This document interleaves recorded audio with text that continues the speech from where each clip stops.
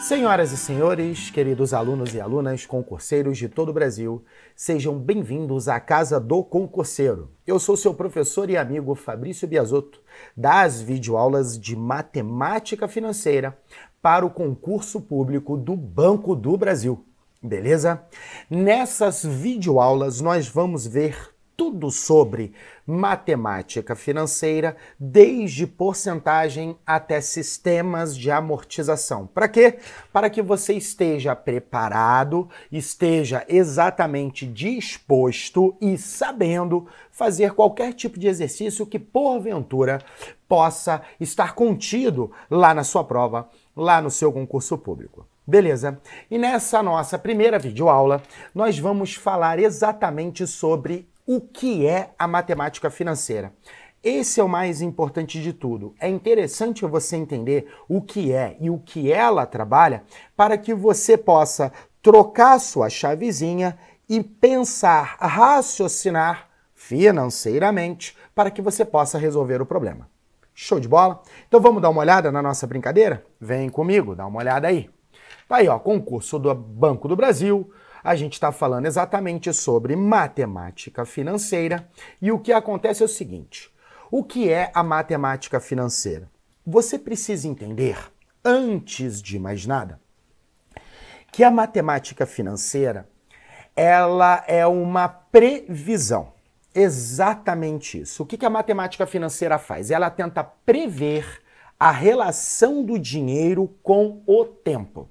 Primeiro, para ser matemática financeira, eu tenho que estar falando exclusivamente da relação do dinheiro com o tempo. E essa relação do dinheiro com o tempo a gente chama de taxa. E essa taxa é exatamente uma taxa percentual, beleza? Ou uma taxa percentual, tanto faz as palavras percento ou porcento. Então você precisa entender que em todas as equações da matemática financeira, duas coisas irão aparecer invariavelmente. Primeiro, vai aparecer uma taxa. Tem que existir uma taxa, porque é ela que relaciona o dinheiro com a segunda coisa que vai aparecer, o tempo. Por quê? Porque conforme o tempo passa, esse dinheiro muda. E se eu estou falando exclusivamente de dinheiro, exatamente pelo fato de ser matemática financeira, você precisa entender que eu tenho que ter taxa e tempo em todas as equações invariavelmente. Show de bola? Beleza? Segunda coisa importante. Como a matemática financeira é uma previsão, eu estou tentando literalmente conversar com você, mostrar para você o que vai acontecer com o seu dinheiro no futuro. E quando eu falo que vai acontecer com o seu dinheiro no futuro, eu estou literalmente tentando prever o futuro, porque é uma previsão. É exatamente isso. Só que essa previsão não tem nada a ver com astrologia, búzios, tarô, pedras runas, nada disso. Essa previsão tem a ver exclusivamente com modelos matemáticos. É uma previsão, digamos, científica, até porque tem muita gente que não gosta disso, mas eu preciso que você entenda o seguinte: existem duas coisas dentro dos estudos, a ciência e a não ciência. As que são consideradas ciências, que não são consideradas ciências. As que são consideradas ciências, por exemplo, astronomia. A que não é considerada ciência, por exemplo, é astrologia. Tudo bem que na história da humanidade, até o século XVII mais ou menos, astronomia e astrologia eram uma coisa só, mas depois elas se separam. Beleza? E a astronomia é ciência. Por quê? Porque você consegue definir através de modelos matemáticos e não simplesmente da sorte, do dia ou do destino, entende? Infelizmente, a ciência não pode levar em consideração o destino. Tem gente que acredita, tem gente que não acredita, mas não é esse o problema, não é aqui que vem ao caso, não é isso que nós vamos discutir. Você precisa entender o seguinte, que a matemática financeira é uma ciência e a previsão ela vai acontecer através de um modelo matemático. Modelo matemático nada mais é do que você chama de equação ou fórmula, beleza? Tranquilo? É só isso. Você vai usar a fórmula certa no lugar certo. Beleza? Qual é o objetivo do curso? Eu não quero formar você um pensador da matemática financeira. Eu não vou te formar em economia. Beleza? Eu não terei esta pretensão, até porque nós não temos tempo para isso. O que eu quero que você entenda é o seguinte, que não tem jeito. A matemática financeira é um conjunto de modelos matemáticos que tenta prever a relação do dinheiro com o tempo. Tá certo? Ou entender o que aconteceu, não somente no futuro, óbvio, mas também entender o que aconteceu com o dinheiro lá no passado, num tempo conhecido, que a gente vai determinar, que nesse caso não seremos nós, mas sim o exercício. Então, tanto faz para trás quanto para frente, é o que a matemática financeira estuda através de quê? De fórmula. Ou seja, de um modelo matemático, ou se você preferir, de uma equação. Então não tem jeito, é fórmula certa no lugar certo. Beleza? Aí que fórmula eu vou usar, onde eu vou fazer, aí é o exercício que vai determinar para você. Se você fosse um pensador, beleza, um estudioso dentro da matemática financeira, você determina que modelo matemático usar, ou de repente cria até o seu próprio modelo matemático. Aqui não. Aqui você é obrigado a utilizar os modelos matemáticos que já existem e é o exercício que vai determinar para você que modelo matemático, que equação ou fórmula será utilizado. Então não tem saída. Você vai ter que memorizar todas as equações. Ou seja, resumindo, matemática financeira, fórmula certa no lugar certo. O resto é fazer conta. Show de bola? Então tá aí, ó. O que você precisa entender é que matemática financeira é uma previsão do que acontecerá com o dinheiro no futuro, determinado com um certo grau de certeza. Por que certo grau? Porque não tem jeito. Na natureza, coisas podem acontecer. Beleza? Vai que neva na Bahia. E se nevar na Bahia, toda a plantação de cacau vai para o lixo, não tem jeito. Aí o que acontece com o preço do chocolate? Estopora. E aí não tem matemática financeira que resista a uma previsão dessa. Aí você está pensando, pô, Fabrício, espera, nevar na Bahia? Ué, sei lá, meu irmão. É clima. Vai que aconteça. Beleza? A gente não está percebendo que os fenômenos climáticos estão cada vez mais intensos e mais fortes e diferentes com relação ao que era, sei lá, 50 anos atrás? Sim, a gente está entendendo isso. Então vai que neva na Bahia, sabe-se lá. Por isso que é com certo grau de certeza, 100% na ciência é muito difícil. Certo grau porque tudo depende das variações das taxas de juros ou descontos no mesmo período. E é isto que determina a variação do dinheiro no tempo. O objetivo, então, é o estudo das referidas taxas e o seu comportamento durante o tempo, através de modelos matemáticos, ou seja, fórmula certa no lugar certo. Show de bola? Beleza? Tudo bem. Vamos lá. Qual é a diferença entre matemática financeira e contabilidade? Presta bem atenção. Você tem um momento zero. Olha só o tempo já entrando na nossa brincadeira, inclusive na nossa própria explicação. Olha aqui, ó. Esse aqui é o tempo igual a 0 segundos, 00. É o tempo literalmente inicial, que é a decisão de investir. Beleza? Eu estou tomando uma decisão literal de investir um dinheiro. Show de bola? O que você precisa entender? Que nessa decisão de investir eu tenho dois momentos. Um momento anterior, que é o tempo menor do que zero, e um momento posterior, que é o tempo maior do que zero.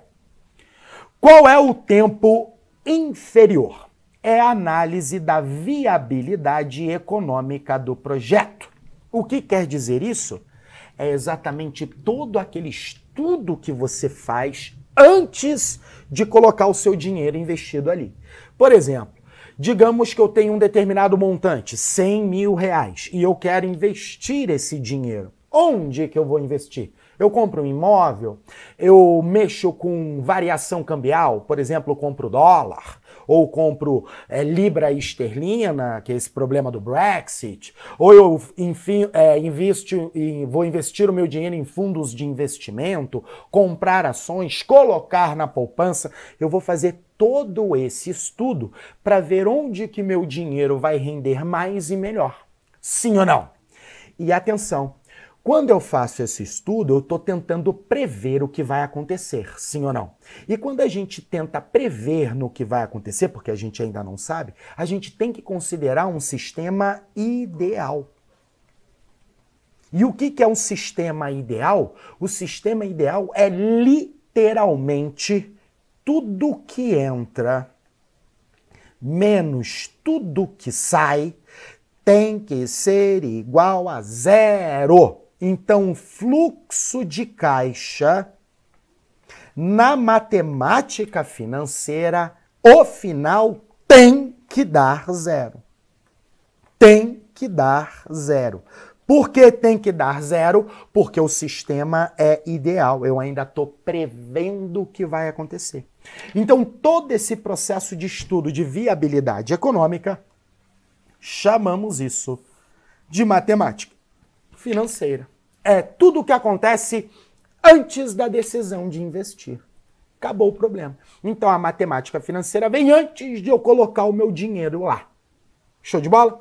Fiz todo o estudo e digamos que eu decidi investir em tesouro direto, que está na modinha. Todo mundo que acha que sabe, que fala sobre investir dinheiro, fala em ações ou fundo do tesouro direto. Ah, para com isso. E podem existir outras coisas, mas calma. Isso não é problema teu. Ah, eu quero entender? Vai fazer mestrado em economia. Aí é uma outra história. O que você precisa entender é que antes da decisão de investir, eu estou falando de matemática financeira.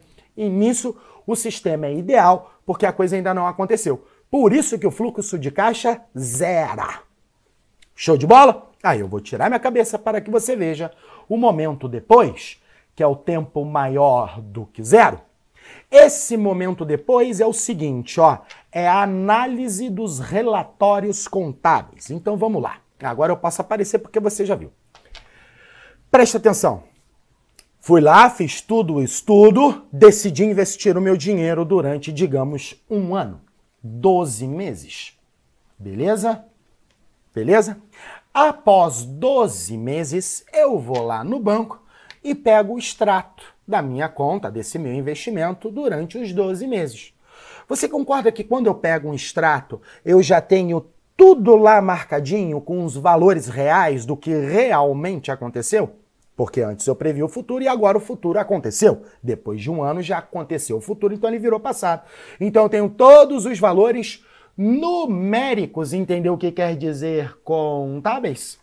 E aí eu vou fazer, aí sim, o meu fluxo de caixa para ver tudo que entrou e tudo que saiu. O que quer dizer tudo que saiu? Inflação, nevou na Bahia, aquela bobeirada toda, problema de imposto, falhas de governo, isso não só no Brasil, estou falando com relação a todo o globo terrestre, porque o mundo está globalizado graças à internet, tudo isso influencia no dinheiro, por que o dólar começa a aumentar? Sei lá, crise do petróleo nos quintos dos infernos, uma doença num país X qualquer, um problema de briga entre 2 países por questões econômicas, aí nego começa a tirar o dinheiro do Brasil, aí o dólar, com 100 dólares no Brasil, o dólar sobe, todos esses detalhes. Então essa análise contábil, ou seja, eu estou consolidando o que eu tenho na minha mão, é o que chamamos de contabilidade. Então acabou. Então matemática financeira e contabilidade são 2 faces de uma mesma moeda. Só que a matemática financeira é o antes de investir. E a contabilidade é o depois do investimento, porque eu tenho tudo lá. Aí eu comprei uma máquina, saiu dinheiro. Mas a compra dessa máquina me gerou 5 trabalhos com contratos com uma prefeitura qualquer. Entrou dinheiro. E aí, se eu estou querendo investir o meu dinheiro, eu quero ganhar mais, você já sabe que o fluxo de caixa tem que ser diferente de zero. Se ele for maior do que zero, me dei bem. Se ele for igual a zero, me dei mal, porque eu não ganhei dinheiro. Eu só empatei o dinheiro com, digamos, por exemplo, a inflação, o desgaste da moeda. E se ele for menor do que zero, aí eu me dei mal duas vezes, porque eu perdi dinheiro, meu investimento não valeu de nada. Acabou. Essa é a única diferença entre matemática financeira, não a única, mas a diferença básica entre matemática financeira e análise contábil ou contabilidade. Matemática financeira antes de investir, que é o que nos interessa. Contabilidade depois do investimento. Show de bola? Aí todos aqueles detalhes, só que isso, mas é importante que você saiba. Próximo. Linha do tempo. Já que tempo é uma coisa importante, veja. A linha do tempo pode ser uma ferramenta muito valiosa na análise do valor do dinheiro no tempo. VDT. Ajuda a visualizar o que está acontecendo dentro de um problema específico. Esta representação é dada de forma analítica ou gráfica. Aí seguem uns exemplos de como eu posso ver o valor do dinheiro no tempo. Imagine investir no instante inicial zero, como a gente já viu no slide anterior, um valor de R$5.000. Aí eu tenho antes do investimento. Fiz tudo estudo, fiz toda a análise financeira, decidi investir num fundo qualquer. No instante 1 e 2, receber, respectivamente, R$2.000 e R$4.000. No instante 3, investir mais R$1.000, saiu o dinheiro. E no instante 4, receber R$9.000. O fluxo de caixa analítico representativo das constituições monetárias poderia ser assim, então. Então, no instante 0, eu investi R$5.000, ou seja, saíram R$5.000 do dinheiro que eu tenho no bolso. No instante 1, recebo R$2.000, entrou dinheiro. No instante 2, recebo R$4.000, entrou dinheiro. No instante 3, eu invisto mais R$1.000, saiu R$1.000, por isso na saída vermelho. E no instante 4, recebo R$9.000, entrou dinheiro. Show de bola? Beleza? Essa é a análise analítica de um fluxo de caixa com entradas e saídas. Você viu aí toda a representação do valor do dinheiro no tempo e, infelizmente, é isso que a matemática financeira utiliza, não adianta ficar puto. O problema é o seguinte, é assim que vem extrato no banco? Desse jeito que está aqui, que vem o extrato no banco? Não, o extrato no banco vem assim, ó. Olha lá. Ó. Olha lá como é que vem o extrato no banco. Tudo numa única coluna. E, por costume, ninguém disse que azul é mais e vermelho é menos, é por costume. Além de você não precisar mais representar os sinais positivos e negativos, quando você olha diretamente pela cor, você já entendeu. Saiu, entrou, saiu, entrou. Aí aqui, ó, o sistema te dá o saldo automaticamente. Se ele está positivo, fica azul. Se ele está negativo, fica vermelho. Lembra disso? Lembra disso? Acabou. Mas a ideia é exatamente a mesma. Só que aqui está muito mais explicado, você enxerga até melhor em duas colunas. Aqui você depende quase que exclusivamente das cores. Porque, seja sincero, quem é que literalmente repara nos sinais positivos e negativos quando olha extrato de saldo? Extrato bancário? Ninguém, né? Beleza. E uma terceira forma é através da metodologia gráfica. Dá uma olhada que bonitinho. Olha que delicinha. Tá aí, ó.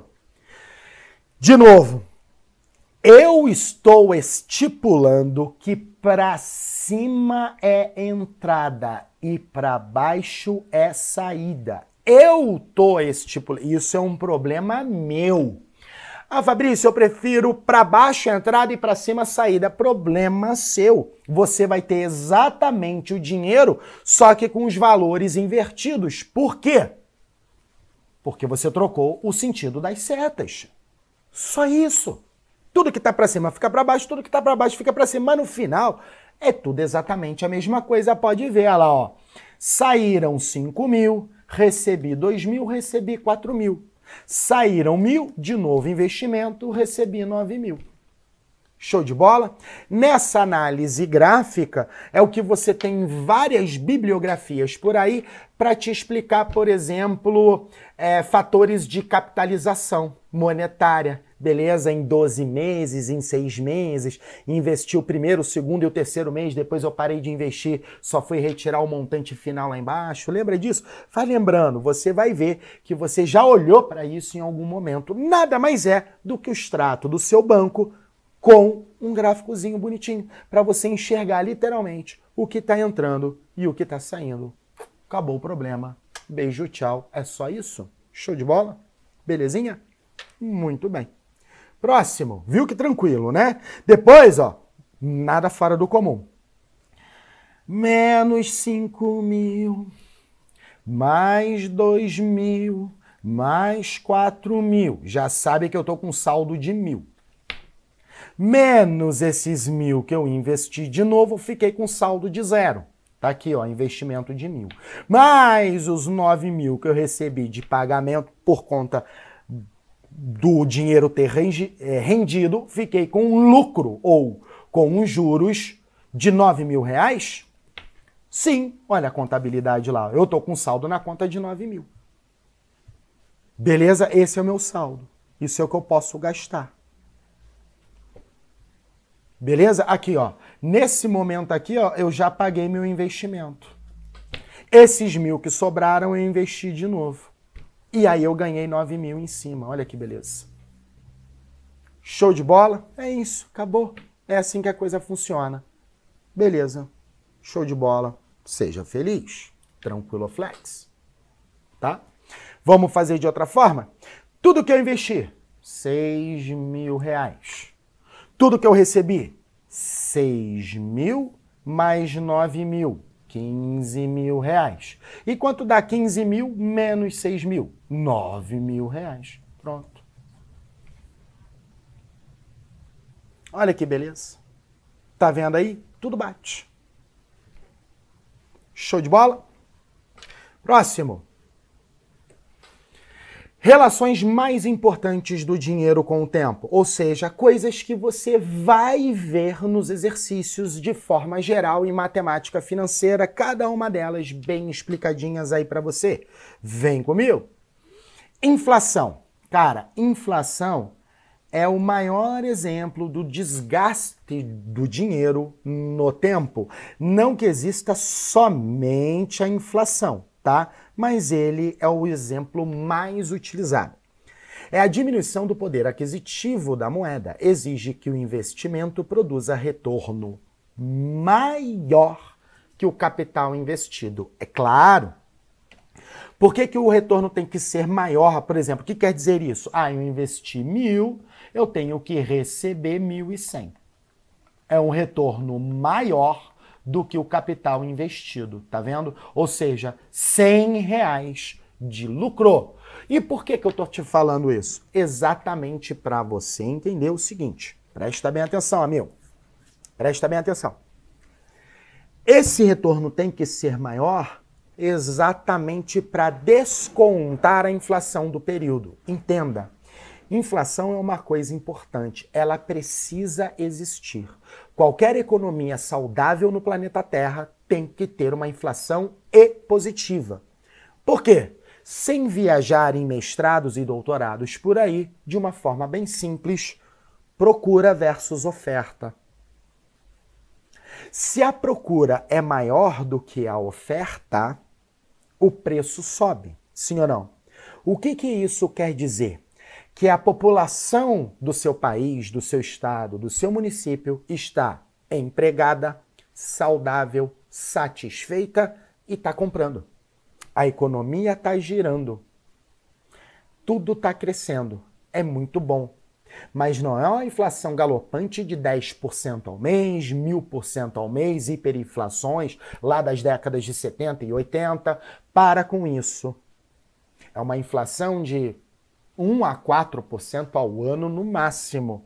O certo seria girar entre 2,3, 2,5, que é basicamente lá a inflação dos Estados Unidos e outros países da Europa que a gente conhece. Não inflações altíssimas. Aí reduz a taxa de juros, o parcelamento de uma dívida fica melhor, beleza, você consegue comprar a prazo. Por quê? Porque os juros não ficam tão longos e aí o investimento do seu dinheiro paga a parcela do seu parcelamento. Entendeu agora? A ideia é essa. Agora, pensa.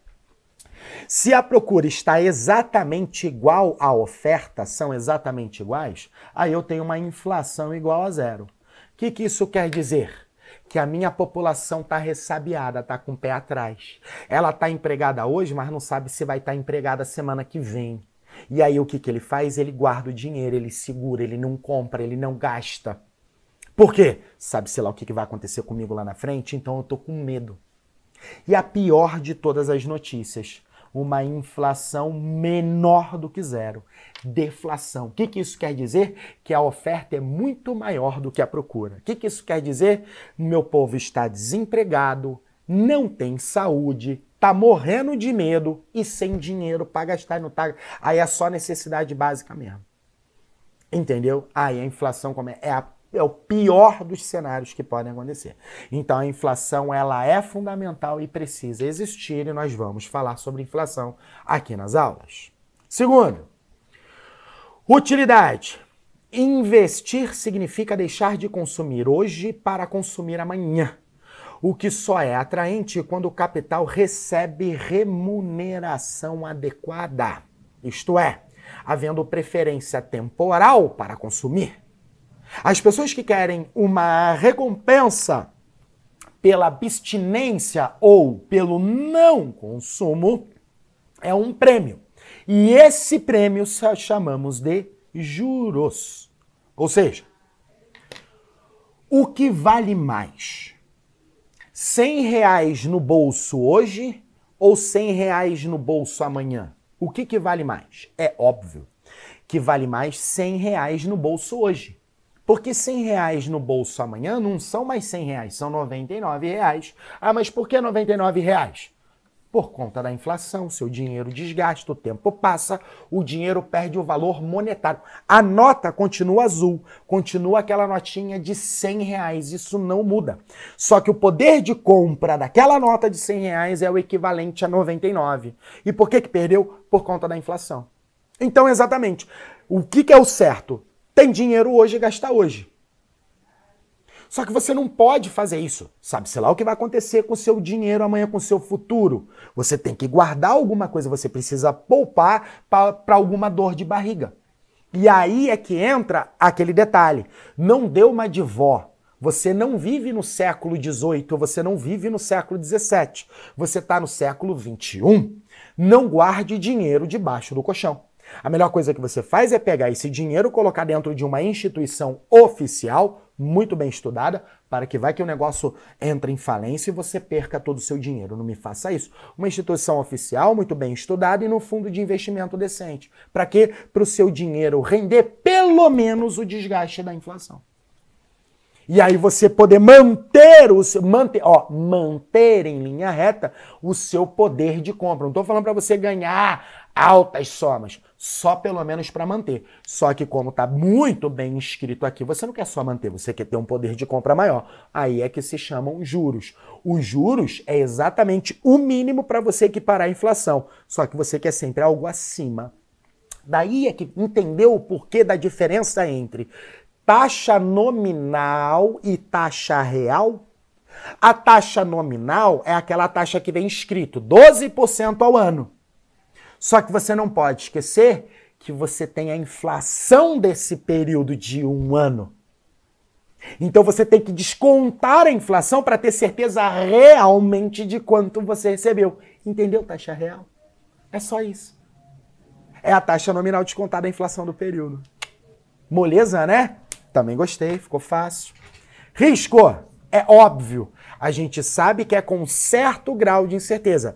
Tudo tem risco. Você pode investir e perder dinheiro. Ah, mas eu estudei tanto, Fabrício. Pô, como é que eu perdi dinheiro? Alguma coisa. Nevou na Bahia, por exemplo, como a gente já falou. Existe sempre a possibilidade do investimento não corresponder às expectativas. Isso se deve ao fato de o devedor não poder pagar o débito, o tempo de empréstimo. As operações de curto prazo são menos arriscadas sempre. E o volume do capital emprestado. Então, entenda. Você foi lá e fez o financiamento de um automóvel de R$ 750 por mês porque você tinha certeza que você realmente podia pagar, dispor de R$ 750 por mês. Só que no mês seguinte você, do nada, foi demitido. Corte da empresa, ela quer aumentar, maximizar os lucros. Aí ela demitiu, você coloca uma máquina no seu lugar para trabalhar. Que é muito mais barato que você, lembra disso? Aí você se ferrou. Você não consegue mais pagar seu financiamento. Ai, puta que pariu. É um risco que o cara que parcela a dívida corre. Entendeu? Olha que loucura. Beleza? Então, o risco existe. Então, entenda. Quanto maior o risco, é óbvio que é maior o ganho. Beleza? Aí a gente está falando dos grandes especuladores da Bolsa de Valores, tipo Donald Trump, tipo Michael Bloomberg, que tem um canal só disso, você sabe, o George Soros, entre outros enormes aí que você conhece. Esses caras, eles têm muito dinheiro, mas também têm muito dinheiro para perder. Aquela coisa. Quando eles dão a porrada certa, puta que pariu, eles arrebentam. Quando eles dão a porrada errada, eles caem alto. Mas isso não afeta eles porque a parte deles já está assegurada. Entendeu agora? Tudo tem risco. Agora, se você é uma pessoa mais conservadora, você pega o seu dinheirinho quietinho, coloca lá na poupança. Ah, mas ele não está rendendo muito, ele só está rendendo a inflação. Não tem problema, mas é garantido, você sabe que está ganhando, pelo menos mantendo o seu valor, o seu poder de compra, entendeu agora? Então você precisa entender quem você é no mercado financeiro. Se você é uma pessoa mais para frente, um especulador, uma pessoa que gosta de arriscar, ou se você é um cara mais conservador. E é isso que vai determinar que tipo de investimento você vai usar. Show de bola? Beleza. Então não esquece, em todo e qualquer investimento existem riscos. Show de bola? Muito bem. E próximo, oportunidade. Os recursos disponíveis para investir são limitados. Motivo pelo qual, ao se aceitar determinado projeto, perde-se oportunidades de ganhos em outros. E é preciso que o primeiro ofereça retorno satisfatório. Isso que quer dizer o estudo, a análise financeira. Entendeu? Por que o recurso é limitado? Entenda, por mais que você seja China, por mais que você seja os Estados Unidos, por mais que você tenha lá, sei lá, 10 trilhões de dólares, você vai poder investir os seus 10 trilhões de dólares em todas as oportunidades do planeta Terra? Não. Por quê? Porque o seu dinheiro não é infinito. É claro que com 10 trilhões de dólares você pode diversificar pra caramba, mas não vai poder ter tudo. Por exemplo, você não investe a umas que você deixa para lá poupança. Show de bola. Você está perdendo o rendimento da poupança. Entendeu agora? Ah, mas ela rende menos. Por isso que você estudou e escolheu um outro investimento. Então a oportunidade é sempre limitada. Por quê? Porque o dinheiro é limitado. Beleza? E é por isso que você tem que estudar muito bem a viabilidade econômica do seu investimento para você não jogar dinheiro fora. Entendeu? E entender que tipo de pessoa você é. Se você é uma pessoa que gosta de arriscar ou se você é uma pessoa conservadora. Show de bola? Pegou a visão? Tudo isso, senhoras e senhores, é a famosa matemática financeira. Acabou. Esse é todo o quadro geral da matemática financeira. É claro que a gente não vai entrar em detalhes específicos de cada uma dessas partes, porque isso aqui não é aula de mestrado. É concurso público do Banco do Brasil. E aí a gente segue exatamente com quais tipos de equação ou modelos matemáticos serão utilizados para que eu possa fazer esses estudos. Estudos escolhidos por mim? Não. Estudos escolhidos pela questão. Ou seja, fórmula certa no lugar certo. Beleza? Com isso a gente vai ficando por aqui. Um forte abraço a todos e até a próxima. Valeu, tchau, tchau.